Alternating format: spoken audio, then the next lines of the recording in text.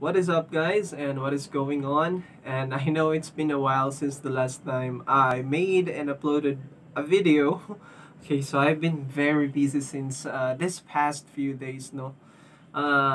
Yeah, medyo busy sa trabaho. At hindi ko masingit mag-edit, na nakakapagod. Actually, maraming mga pending na kailangan kong i-edit. And may mga nakita akong nagtanong about sa share ko, no? Gagawan ko rin kasi ng video, so stay tuned, guys. Yeah, so for this video, it's just gonna be about the RGB mousepad. RGB na naman, sorry guys. So, yeah, ito na nga bang kukompleto ng ating rig. So, ito na ang pampapogi, final na pampapogi natin. Okay, so let's start to unbox it. Drop it.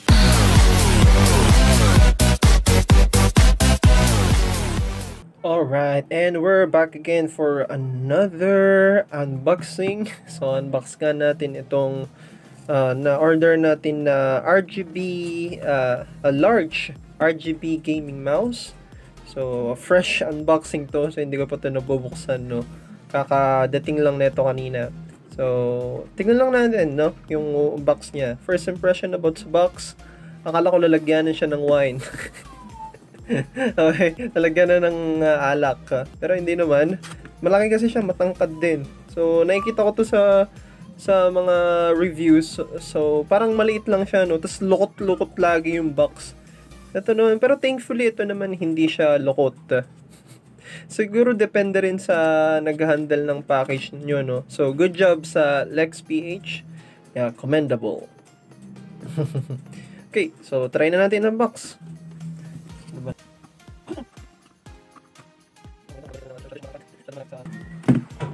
Oh. Okay.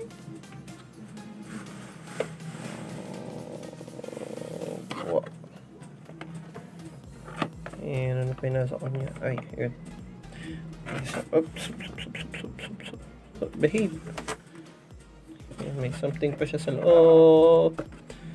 Okay, so kanyang cord. Siyempre sasaksak nyo din siya sa computer na para gumana yung ilaw. Ay, shop. Oh, no. Malaki siya. That's what she said. Malaki. So, ay, baliktad pala. Ganito dapat. So, napakalaki niya mukhang ibababa ko yung system unit ko dito, ah. Kasi nandiyan yung system unit ko sa right side ko. So, siya makita. Yeah. Hindi ma-focus.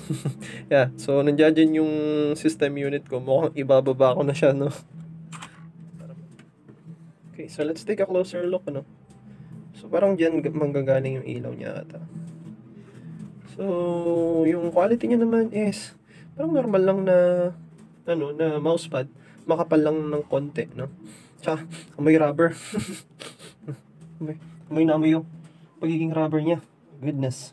Tapos, ayan ata yung control niya para sa light niya, no? And, ayan. Micro USB. Yes. And dyan si strip niya dyan, iilaw mamaya. So, try na natin. Alright, ito na kung paano nyo siya isa-set up, no? So, of course, kailangan nyo yung cord niya. And yung cord niya is 1.5 meters, so medyo mahaba siya. USB yung interface and micro USB. Saksak nyo lang doon sa control natin, sa upper left side. And then, saksak nyo lang sa any USB port ng computer or laptop ninyo. Alright. And also, kung pag-usapan na rin natin kung gaano siya kahaba and kalapad, no? So, yung measurement niya is 300 mm by 800 mm. Tignan nyo na lang kung saan yung 800 tsaka 300 dyan. Very obvious naman, ano? And it's very easy talaga to control, ano? Kasi plug and play lang siya. Once na nasaksak nyo na, and it's ready to go. So, ewan ko bakit ko pa tinitignan yung box na ito, no? Tinitignan ko siguro kung paano siya i-control. At ayun na nga, pinagpipindot-pindot ko na at hindi ko pa rin alam kung anong nangyayari diyan. Don't you worry guys, tara pag-usapan natin ng mas malalim. Alright, so now let's take a look dun sa kanyang effects, no? Dun sa lighting effects niya. So sabi dito sa box, it has 14 mode spectrum backlighting. So, and 7 colors. So, in total 7 colors. So, yun yung 14 modes here. May 14 effects siya. And, tignan natin yun isa-isa. Okay? Tsaka patayin din siguro natin to. So, now, yung effect natin dito is, alam ko yung RGB to eh. Ito yung pang 8 na effect. Okay, so maybe let's try to go back sa pinaka-umpisa. Okay, ito yun. Ito yun, yung pinaka-una. Steady lang siya na red. Yan yung effect number 1. Pero parang dilaw siya dyan, ano? Pero red yan guys, red. Red yan, tabingin natin yung mouse. Yeah, red yan. Pero dito, ganun. Red yan guys, no? Red, and then kapag pinindot nyo ulit yung button dito, so yan yung effect number 2. Okay, naka-stay lang siya na blue. Naka-stay na blue. Effect number 3, of course, we have green. Effect number 4, okay, purple. Effect number 5, okay, blue, cyan na kulay. So blue lang din yun, no? Blue lang din yun. And effect number 6, yellow-green. Ako nakikita nyo, pero yellow-green yan. And effect number 7, ano to? Parang white lang siya, white. White na medyo may pagka-blue. Effect number 8. So yan, merong 2 colors. 2 colors yan. And nagpapalit-palit siya. Siguro mas maganda kung lalapit natin. Okay, kita ba guys? Hindi ko makita, sobrang taas na neto. Okay, yan. So, balik tayo sa effects. So, effects number... Ano number na ba ito?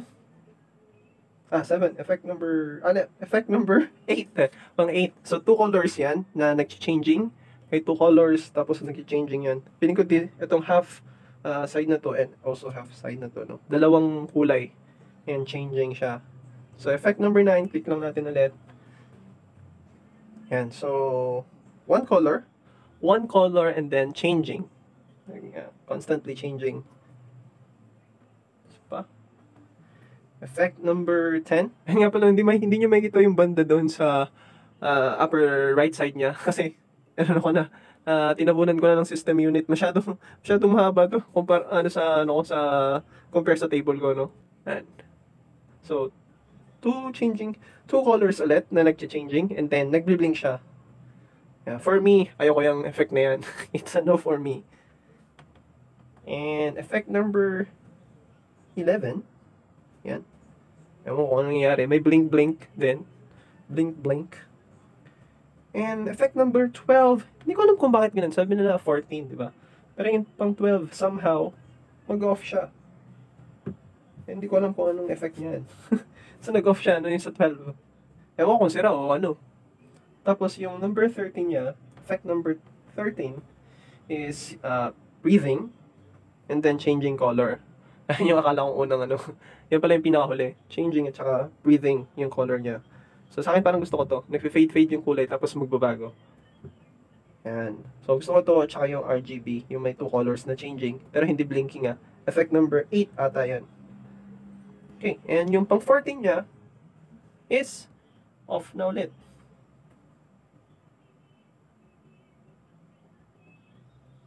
Oh, meron pa? 2 colors breathing. 2 colors, tapos breathing din siya. Oh, okay. So, yun pala yung pang effect number 14, ano? And yung pang 15, alam ko mag-off na to. Balik siya sa 1. Marireset sa 1. At yung gusto ko dito, no? Yung, kunwari, pinili nyo na yung gusto nyo, yung preferred na effects ninyo, yung pinakagusto nyo yung effect for me, for example, yung gusto kong effects nito is yung effect number 8.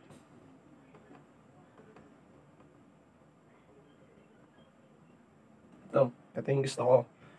So, two colors siya. And then changing. So, parang yan yung pinaka-RGB na effects, kunwari, ano. So, yan yung gusto ko. So, ang maganda dito, so, kunwari, ito nga yung gusto ninyong effects. And then, pag turn off nyo yan, turn off natin. Oh, no. Okay. Ang turn off pala nito is long press, no? Nalito pa ako. Long press. Long press. And then, yeah, mag-shutdown na siyang ganyan. Mamamatay siya. Ang gusto ko dito sa mousepad na to is yung effects niya. Once na ni-reset mo ulit yan, in-start mo ulit. So, mako-continue yung mag-stay yung effect na huling ginamit mo. Yan yung huling effect na ginamit natin. Effect number 9. One color changing. Okay. And also, pwede nyo ring ma-control yung level ng lightness niya, no? Kung ay yung brightness niya. Pero, dalawang stages lang din naman ang weird, ano? Pag dinouble press nyo yan, it's either magdadagdag or magmaminus. Dapat mabilis, ha? Ano kung nakikita ninyo? Yung difference niya. Ayan. So, medyo kumulimlim lang siya ng konti. Ayan, tapos lumakas. Kumulimlim na naman. Tapos lumakas. Ayan, double press na mabilis para makontrol yung brightness niya. So, yun lang yun. Ayan, balik na ulit. Ayan, balik na ulit tayo dito. Lights on na ulit. Sabihin ko na lang pala yung price. Nakalimutan ko sabihin na naman yung price. Makakalimutin na talaga tayo dahil medyo busy. Okay, yung price na ito is nag-sale siya. Sale ko siya nakuha sa last mall ulit. So, tandaan nyo yun guys ha. Lagi kayong mag-order sa last mall para iwas scam. Okay? And gamitin nyo lang na common sense. Okay. So, yan nga. So, sa last mall and one of the shop na maganda yung yung ratings niya. Chat response, and then yung mga rating ng mga products niya. So, medyo mataas. And yung price nito, nakuha ko siya at $359. I'm not very sure. Check nyo natin. Alright, so yun ang nakuha ko siya ng 359 pesos.